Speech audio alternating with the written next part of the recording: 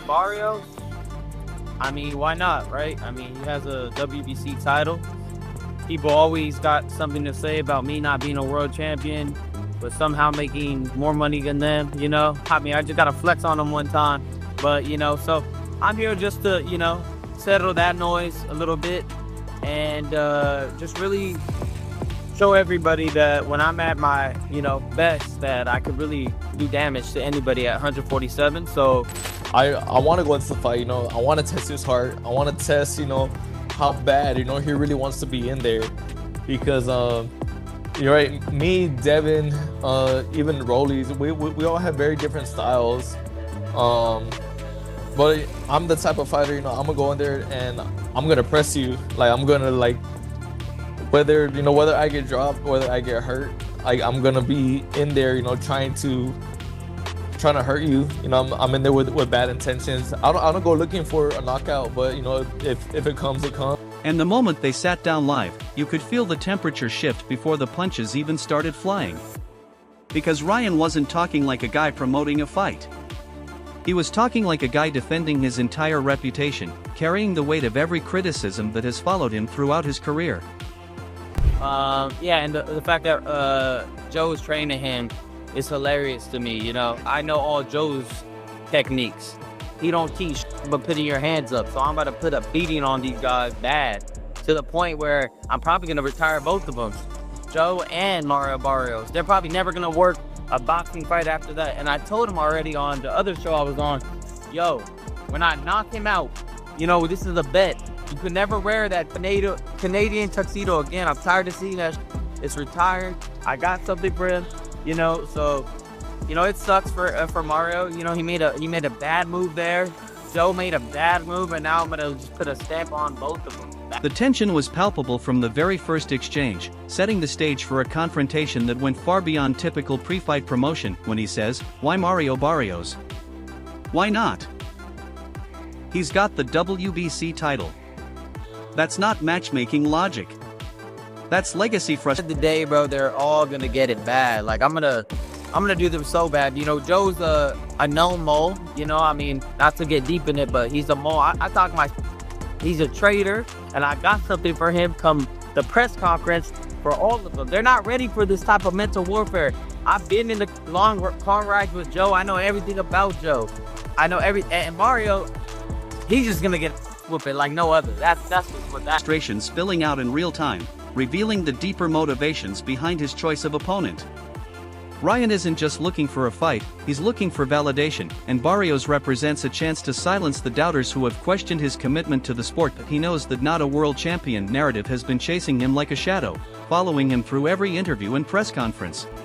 I know, you know, everything that Ryan has been saying, you know, he's saying, you know, he's focused, you know, his team is saying that he's the sharpest he's ever looked, you know, all this stuff. And all I can really say is, you know, I hope so, man. You know, like, I can only hope, you know, I step in there on fight night and I get the best version of Ryan. You know, because that's gonna bring the best version out of me. And then, you know, that's only gonna benefit, you know, the sport of boxing. You know, I'm looking, you know, to have a sensational performance. I want to have a very, I want to make a statement, you know, with this fight. You know, I haven't had, you know, the type of victory, you know, defending my title yet, and, you know, that's really, you know, what I'm looking, you know, to get, you know, out of this fight. Under the confidence, a frustration that has been building for years. Then he doubles down, talking about making a real statement at 147 and doing Barrios like nobody else has. And I'm sitting there thinking that's bold when you're facing a guy who doesn't fold easily, a fighter who has proven his durability time and again. What really caught my attention, though, is when Ryan brushes off Joe Goosen training Barrios, basically saying, "I know Joe's techniques." Like, Ryan is a legitimate fighter, like a legitimate boxer. But he definitely has, like, that influencer, like, streamer, like, persona. And, like, that's really the only thing that I don't fuck with. And it's not that, like, I don't like him. It's just everything they do, or the way that they move is, like, they move it in a way that, like, if they know there's always, like, a camera on them, or there's always, like, trying to do something for, like, clicks or likes. So yeah, you know, I did call him a payaso. And it was just because, you know, the whole like his antics. I know that he has his you know, his history with Joe. I've been around that. And calling it a bad move. That's psychological warfare disguised as casual confidence, a calculated attempt to undermine his opponent's preparation. But here's the twist, saying you know the system also means the system knows you. That knife cuts both ways, and Ryan may have just given Barrios and Goose an additional motivation. Then he brings up the hand being 100% and being mentally different out of that dark stretch. Yeah, no, I have a lot of questions, you know, that I'm looking, you know, to ask, you know, on fight night. You know, I want to go into the fight, you know, I want to test his heart. I want to test, you know, how bad, you know, he really wants to be in there. Because, you're right, me, Devin, even Rollies, we all have very different styles. But I'm the type of fighter, you know, I'm gonna go in there and I'm gonna The energy shifts from bravado to redemption mode, revealing a fighter who has been through personal struggles. You can tell this isn't just about winning rounds. It's about rewriting perception and proving that he has evolved beyond his past controversies. And when Ryan says he doesn't care about the crowd, testing talk, or noise, and he's locked in, it sounds like a man who has finally found his focus. I would tune in to watch a Ryan Garcia fight.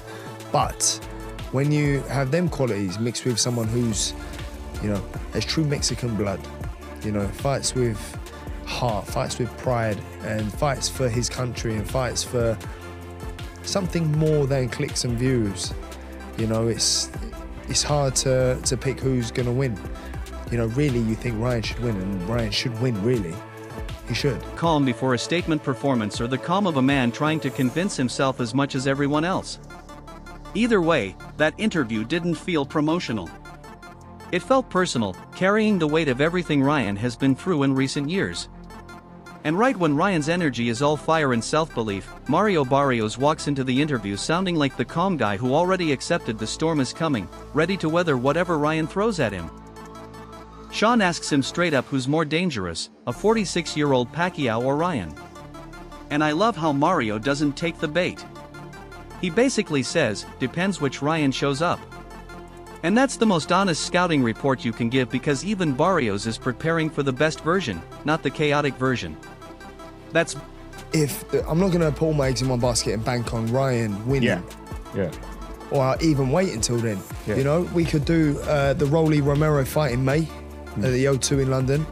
And then the winner of Garcia Barrios, you know, in June, July. For a unification, you know, so or we just go to Rolly and then veteran thinking, the kind of approach that comes from years of experience. Then he casually drops that he actually hopes he gets the sharpest Ryan. And that line is sneaky competitive. He's not dismissing him.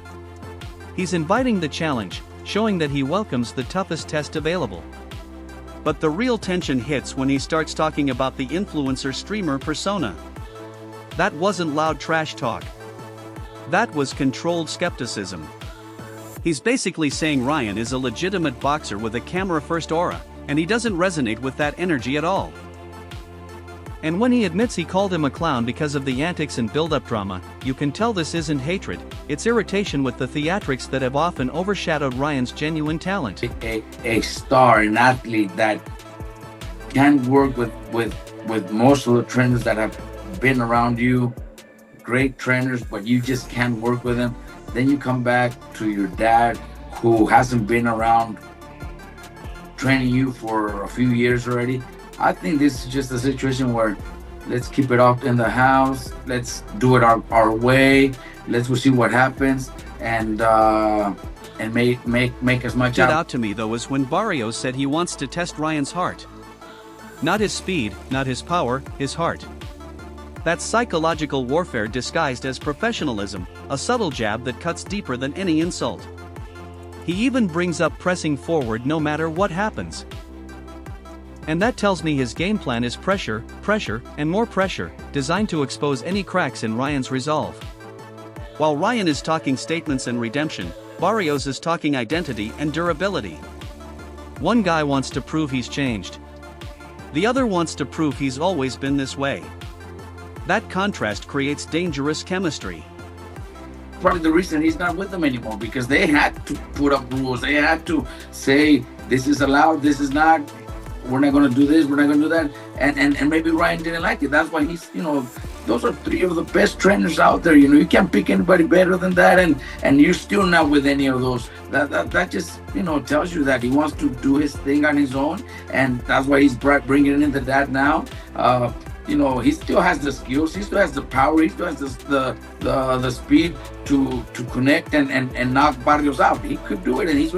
And just when Barrios is sitting there talking about testing hard and pressing with bad intentions, Conor Benn slides into the conversation like a guy already scouting the winner with a raised eyebrow. The moment he calls Ryan Garcia a loose cannon, I lean forward because that's not disrespect, that's a stylistic diagnosis from a fighter who knows what he's looking at. Ben isn't denying the talent. He literally says Ryan is gifted, entertaining, fast, athletic. But then he pairs that praise with unpredictability and even hints at unprofessional tendencies. And that contrast is loud without him ever raising his voice. That's a fighter reading behavior, not just highlights, breaking down what makes his potential opponent tick. What really caught my attention is when Ben says Ryan should win on paper, but then immediately questions whether he actually will, bringing up the Rawley fight and how life outside the ring can take a toll. That's layered analysis. He's basically saying ability and application are two different fights, and Ryan's inconsistency makes him unpredictable. And then he pivots to Barrios in a very calculated way, framing him as the guy with heart, pride, and something deeper than clicks and views. That subtle respect disguised as comparison, acknowledging the qualities that make Barrios a dangerous opponent. Ben isn't hyping Barrios as flashy. He's framing him as grounded, dangerous in a quiet way that often goes unnoticed. He even acknowledges that Barrios has been in the trenches for years at welterweight, while Ryan is still trying to stamp his identity there. And I love how he refuses to fully pick a winner, saying it's hard to call when entertainment-level explosiveness meets traditional grit. That's a smart fighter take, not emotional, not fan-driven, strategic. Almost like he's already imagining fighting the winner at Wembley and measuring commercial value versus in-ring reliability at the same time. Ben's energy isn't hype, it's calculation. He sees Ryan as chaos with elite tools and Barrios as structure with proven toughness. And when a future contender talks like that, he's not just watching the fight, he's studying the aftermath, planning his own path forward, and the moment that whole loose cannon conversation hangs in the air, the boxing scene basically zooms the camera out and goes, hold on, let's talk structure, coaching, and the chaos behind the curtain. And suddenly Ryan going back to Henry Garcia stops looking sentimental and starts looking strategic or risky, depending on which lens you use. When Paulie says father-son dynamics can go either way, I'm nodding immediately because with Ryan it's never been about talent. It's about control, about who can keep him focused and disciplined. Chris Algieri pointing out Ryan's very large personality isn't the throwaway line. That's the core of this entire camp. You can almost hear the subtext. Can Henry actually ground him? Or is he just familiar comfort, a safe choice rather than the best choice?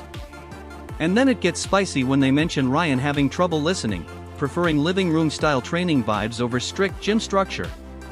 That's not just critique, that's a red flag wrapped in politeness, a concern that has followed Garcia throughout his career. Meanwhile, Robert Garcia saying this feels like keeping it in-house because Ryan wants to call the shots. That's a heavyweight observation without throwing a punch, a pointed comment about the dynamics within the Garcia camp. And here's where Barrios quietly becomes the silent pressure in the room. Because while analysts debate Ryan's coaching chemistry, nobody questions Barrios' discipline. One side is emotional recalibration. The other is steady preparation for a world title defense.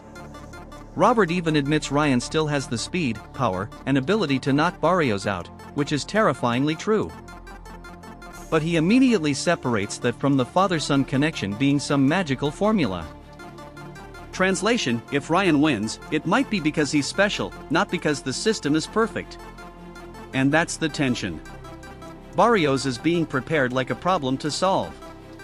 Ryan is being rebuilt like a project to stabilize. Different energies, same ring. And when a fight starts being analyzed through psychology instead of just skill, you already know the volatility level just went up without anybody needing to shout about it.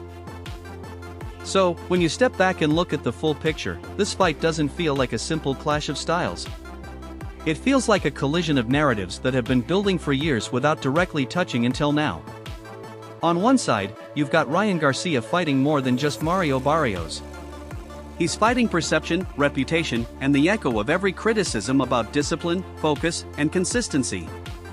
Every quote, every interview, every camp decision screams one thing: redemption mode. Meanwhile, Barrios isn't trying to reinvent himself or sell a transformation arc. He's leaning into who he already is: durable, steady, and mentally stubborn in the ring. And that contrast is what makes this matchup volatile in a very real way. Analysts are questioning Ryan's structure. Fighters like Ben are questioning his unpredictability. And the coaching debate adds another psychological layer before a single punch is thrown. But here's the uncomfortable truth nobody can ignore. Raw talent versus controlled pressure has always been a dangerous equation in boxing. If Ryan is truly locked in, sharp and emotionally centered like he claims, his speed and explosiveness can flip the entire script in seconds. But if Barrios drags him into deep waters, tests his heart like he openly said, and forces a disciplined fight instead of a flashy one, the narrative can shift very quickly. This isn't just about who is more skilled. It's about who is more stable under pressure when the spotlight gets loud and the moment gets heavy. Drop your take in the comments. Let's really talk about it. And yo, don't ever forget to like, share, and subscribe to Boxing Oxygen.